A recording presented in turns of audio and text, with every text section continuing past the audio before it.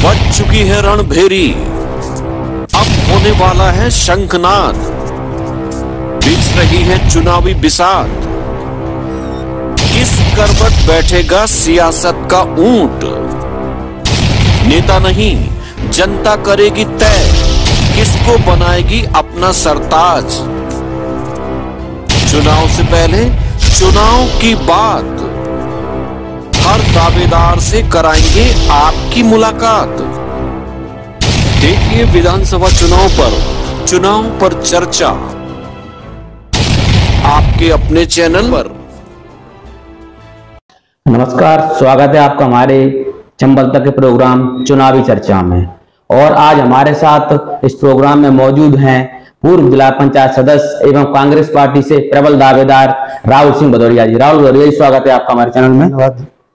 नेताजी, सबसे पहला हमारा सवाल ये रहेगा कि हर बार चुनाव में नेता आते हैं और लोग यह सोचकर वोट देते हैं कि आगामी समय में हमारी मदद करेंगे, लेकिन हर बार उन्हें निराशा क्यों मिलती है?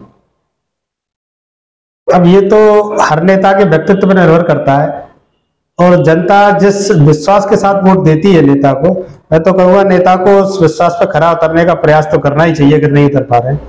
फिर भी कई बार ऐसा होता है कि लोग नेता काम तो करते हैं लेकिन जनता तक, संपूर्ण जनता तक नहीं पहुंच पाते। तो सबका अपना अपना चरित्र है, अपना अपना काम करने का तरीका है। कोई किसी से खुश हो रहा है, कोई किसी से खुश हो रहा है। ये तो सबका अलग अलग खुद का आउटलुक है। राहुल जी, कांग्रेस पार्टी से कई नेता महंगाम विधानसभा से दावेदारी ठोक रहे हैं और आप भी प्रबल दावेदार हैं, तो क्या लगता है इस प्रकार कांग्रेस एकजुट रह पाएगी? बिल्कुल, टिकट मांगने का अधिकार तो चूंकि कांग्रेस में आंतरिक भी लोकतंत्र है और ये भारत देश का भी लोकतंत्र है जी। टिकट मांगने का अधिकार सबको है और हर नेता अपने टिकट की लड़ाई लड़ रहा है और जिसको भी टिकट मिलेगा पूरी कांग्रेस पार्टी एकजुट होकर उसके साथ रहेगी। आने वाले विधानसभा चुनाव में मध्य प्रदेश किसका होगा? बिल्कुल निसंदेह कांग्रेस का, जनता की आवाज है। अगर आपको टिकट मिलता है या यूं कहें आपको मौका मिलता है तो किस प्रकार आप जनता की सेवा करना चाहेंगे? कांग्रेस पार्टी अगर मुझ पर भरोसा जताती है तो मैं जनता के बीच जाकर, मैंने चूंकि महंगाम विधानसभा मेरा लंबा संघर्ष है, 15 साल मुझे लगातार इस क्षेत्र में काम करते हुए हैं, तो मैं प्रत्येक गांव से और लगभग जनता के हर मर्ज से मैं परिचित हूँ। प्रयास करूंगा जनता का जो दुख दर्द है, जो समस्याएं आज की डेट में सामने आ रही, उन सबको एक हल करने का प्रयास करूंगा और जनता के दुख दर्द को समझने का काम करूंगा। भाजपा की विकास यात्रा हो या भाजपा की कोई अन्य पार्टी प्रोग्राम हो, जनता की नाराजगी साफ दिख रही है, कितना फायदा मिल सकता है आपको? खुद जनता ने ही बता दिया है, भाजपा को हम स्वीकार नहीं कर रहे हैं। विकास यात्रा में जगह जगह लोग खदेड़े जा रहे हैं, गांव में बैनर तक लगाए जा रहे हैं, मारपीट तक की नौबत आ रही है, टेंट उखाड़े जा रहे हैं। जनता खुद ही इनको भगा रही है। मध्य प्रदेश से भगाने का काम 2023 में मध्य प्रदेश की जनता भाजपा को करेगी। विपक्ष में बैठकर आपने हमेशा जनता की सेवा की है, मदद करनी चाहिए, तो अगर आपको पूर्ण रूप से मौका मिलता है तो जनता को क्या आश्वासन देना चाहेंगे? अगर मुझे मौका मिलता है तो मैं जो हमारे क्षेत्रीय समस्याएं हैं, बिजली की है, पानी की है, सड़क की है, रोजगार की है, शिक्षा की है, स्वास्थ्य की, बहुत सारी क्षेत्रीय समस्या है, तो उनको ज्यादा से ज्यादा समस्याओं को दूर करने का प्रयास करूंगा। और सबसे बड़ी बात, महंगाओं में एक जो कमी देखी गई है कि महंगाओं के जनप्रतिनिधि जनता के बीच में नहीं रहते, बाहर जाके रहते। सबसे बड़ी बात जो है उसको मैं, जो भरपाई जनप्रतिनिधि और जनता के बीच में गैप रहता है, उस भरपाई को दूर करने का काम मैं करूंगा और जनता के बीच रहकर, यहाँ उनके बीच रहकर उनका दुख दर्द सुनने का काम करूंगा। राहुल जी, चाहे सैनिक स्कूल हो या मेडिकल हो, भिंड के नाम से आता है लेकिन चला कहीं और जाता है, इस पर आप क्या कहें? ये तो भाजपा का चाल चरित्र चेहरा है। जैसे कि 2008 में भी मैंने सुना था भिंड को नगर निगम बना दिया है, मुख्यमंत्री ने घोषणा की, नगर निगम पर नाम पर वोट ले गए, लेकिन हुआ कुछ नहीं। दोबारा से फिर वही घोषणा भी हो गई और अभी भी ये मेडिकल कॉलेज और सैनिक की घोषणा जरूर, मुझे नहीं लगता कि ये बनेगा। अभी जाने की तो बात दूर तब आएगी जब ये बनने का मौका आएगा। अगर आपकी सरकार बनती है तो प्रयास करेंगे, जहाँ के लिए स्वीकृत है वहां के लिए आना चाहिए। जनता को, इसका भिंड की जनता को इसका लाभ मिलना चाहिए। राहुल जी, कई जगह के ऐसे वीडियो वायरल हुए हैं जिसमें विकास यात्रा चल रही है और पीछे मोदी जी का फोटो लगा हुआ है, जिसमें बार बार ठुमके लगा रही हैं, साथ में भाजपा नेताजी भी उसमें ठुमके लगा रहे हैं, ये किस पर आप क्या कहेंगे? ये तो मैंने आपसे पहले ही कहा है कि भाजपा का चाल चरित्र चेहरा सबके सामने है, और जो कुछ रह गया था वो अब विकास यात्रा के माध्यम से सामने और आ गया है। अभी हाल ही में मध्य प्रदेश के मुख्यमंत्री आदरणीय शिवराज सिंह चौहान जी ने एक योजना शुरू की है, वो भी भिंड में उन्होंने घोषणा की है, लाडली बहना योजना। क्या लगता है आपको, चुनावी दाव पेच है या फिर ये योजनाएं चलेगी? कोई योजना नहीं है। मैं तो कह रहा हूँ कि लगभग 19 साल होने को जा रहे हैं शिवराज सिंह जी को, क्या 19 साल बाद आप बहनों की याद आई है? अभी तक बहनें याद नहीं थी। ये तो विशुद्ध चुनावी घोषणा है और मुझे नहीं लगता कि योजना आगे तक चलेगी, सिर्फ चुनाव तक ये दिखावा करने का काम करेंगे। अगर पार्टी आप पर भरोसा जताती है और आपको कांग्रेस का प्रत्याशी बनाती है, किन मुद्दों को लेकर आप चुनाव लड़ेंगे?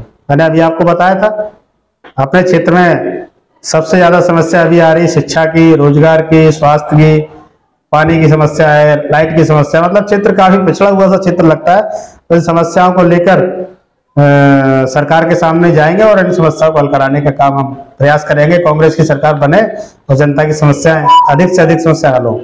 अगर माफियाओं की बात करें तो चाहे वो रेत माफिया हो, चाहे वो शराब माफिया हो, चाहे वो भू माफिया हो, अभी तक सरकार जो है इनको बिल्कुल नहीं रोक पाई है। क्या कहा जाए, कहीं इनको पार्टी का संरक्षण प्राप्त तो नहीं? बिल्कुल, ये तो सरकारी माफियाओं की सरकार है। तो हमारी 1.25 साल की कमलनाथ जी सरकार थी, उन्होंने माफिया को ध्वस्त करने का काम किया था। आपने देखा होगा कई जगह पूरे प्रदेश में माफियाओं पे बड़ी बड़ी कार्रवाई हुई। शुद्ध का युद्ध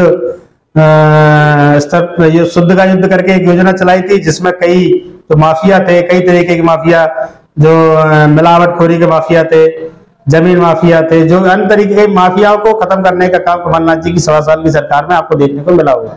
और ये सरकार तो माफियाओं की ही सरकार है। राहुल जी, युवाओं के प्रति आपका काफी असर है, ये यूं कहें जो अपने यहाँ के युवा हैं वो आपको काफी पसंद करते हैं, क्या कारण है इसमें? कुछ नहीं, चूंकि मैं भी एक युवा हूँ और युवा चाहता है कि मेरे बराबर का साथी है, मैं अपनी हर बात उससे शेयर कर सकूं, अच्छे से मिल सकूं, मेरी बात प्रॉपर तरीके से मेरे नेता तक पहुंच सके, इसलिए युवा मुझसे जुड़ता है। मैं उनसे बराबरी का व्यवहार करता हूं, सबसे मिलता हूं, उनकी बात बराबर सुनता हूं, उनको लगता है कि मेरे भाई जैसे हैं। आप हर समय जनता के बीच रहते हैं, लोगों की मदद भी करते हैं या यूं कहें प्रयास भी करते हैं उसका, लेकिन चुनाव के समय किसी बाहरी प्रत्याशी को टिकट पार्टी के द्वारा दे दिया जाता है। ऐसा तो नहीं इस बार भी कुछ ऐसा निर्णय हो, जो कि आप कई सालों से मेहनत कर रहे हैं और आप नेता प्रतिपक्ष महंगाओं के तरह यहाँ कार्य कर रहे हैं, चाहे वो बिजली की समस्या हो, चाहे कोई अन्य समस्या हो, तो ऐसा तो नहीं कि बाहरी प्रत्याशी को लास्ट में आके पार्टी की तरफ टिकट दे दिया जाए, तो फिर आप किस प्रकार सेवा करेंगे? नहीं, ऐसा बिल्कुल नहीं है। हमारे नेता आदरणीय कमलनाथ जी ने शुरुआत में घोषणा की थी कि टिकट स्थानीय नेता को मिलेगा और स्थानीय स्तर पर ही मिलेगा, मंडलम सेक्टर से बात करके, ब्लॉक लेवल से बात करके, संगठन से बात करके। और हमारे नेता कमलनाथ जी की प्राथमिकता यही है कि स्थानीय नेता को ही टिकट दिया जाए, इसलिए बाहर के आदमी को टिकट मिलने का प्रश्न नहीं उठता है। यहाँ पर महंगाओं विधानसभा या यूं कहें चंबल संभाग, यहाँ जातवाद से चुनाव होता है। आप कहीं भी देखिएगा तो पता लगता है कि भाई वहां पर क्षत्रिय बाहुल्य है, वहां पर ब्राह्मण बाहुल्य है। ये वोट हैं जो निर्णायक वोट रहते हैं, और इसमें आपके अनुसार कितना सही रहेगा? भाई, चूंकि आप जो कह रहे हैं इसमें कुछ सत्यता तो है, क्योंकि ग्वालियर चंबल संभाग के आप तो पूरे देश में ही एक जातिगत तो रहने लगा, लेकिन मैं मानता हूं कि पूरी तरीके से एक जात के आधार पर चुनाव नहीं लड़ा जा सकता है। यानी चुनाव जीतने के लिए सभी वर्गों का, सभी समाज का सपोर्ट होगा, तभी आप नेता बन सकते हैं, तभी आप चुनाव जीत सकते हैं। एक समाज से नेतागिरी नहीं हो सकती है। और मैं तो, मेरे साथ तो वैसे भी सभी वर्ग समाज के लोग जुड़े। आज महंगाओं विधानसभा मेरे साथ कम से कम 5,000 लड़कों की टीम है, सब समाज के लड़के हैं उसमें। आप क्षेत्र में जाते हैं और लोगों की समस्याएं देखते हैं, कौन कौन सी वो प्रमुख समस्या हैं जो आपको ज्यादातर देखने को मिलती है क्षेत्र में? सबसे ज्यादा मुझे क्षेत्र में देखने को जो समस्या आ रही है आज के, चूंकि युवा साथी मुझसे बहुत जुड़े हैं, तो मैं सबसे ज्यादा समस्या मुझे देखने में आ रही है युवाओं में बेरोजगारी की। और अभी सरकार के प्रति इतना रोष है युवाओं में, जो उन्होंने अग्निवीर योजना चालू की है, इससे कहीं ना कहीं युवाओं का भविष्य खराब करने का काम भाजपा सरकार ने किया है। बेरोजगारी की सबसे ज्यादा समस्या है। उसके बाद जो समस्या आती है किसान के साथ है। आज आप खाद के लिए देखते हैं क्या समस्या आ रही है। किसान सुबह 3 बजे से लाइन में लगता है, शाम को 6 बजे उसको पता लगे 2 बोरी मिलती है, बीच में हो सके पुलिस के भी डंडे खाने को मिले। तो कहीं ना कहीं इन समस्याओं को हल निकाला जा सकता है, अगर प्रॉपर जनप्रतिनिधि प्रशासन के साथ बैठ के अगर बात करके, अगर प्रॉपर तरीके से इसको मैनेज करें तो समस्याओं को हल निकाला जा सकता है। महंगाई की अगर बात करें तो मौजूदा सरकार में आप देखें तो महंगाई हमारे हिसाब से चरम सीमा पर है। आपकी सरकार आती है तो क्या रहेगा इसमें? मैं कल एक न्यूज़पेपर पढ़ रहा था, मैंने सोशल मीडिया के माध्यम से उसको शेयर भी किया कि घरेलू सिलेंडर पर 50 रुपए और कमर्शियल सिलेंडर पर 350 रुपए बढ़ाने का काम सरकार ने किया है। घरेलू सिलेंडर, चूंकि पहले उज्ज्वला योजना में सिलेंडर तो दे दिए फ्री में, लेकिन घर की महिलाएं अब सिलेंडर की आदत पड़ गई तो भरवाना ही पड़ेगा। कांग्रेस की सरकार थी तो 340 या 42 रुपए का सिलेंडर हुआ करता था, आज 10 साल में सिलेंडर 1150 रुपए का हो गया है। मैं धन्यवाद देना चाहूंगा राजस्थान की सरकार को, अशोक गहलोत जी को, कि उन्होंने 500 रुपए का सिलेंडर देने का काम किया है।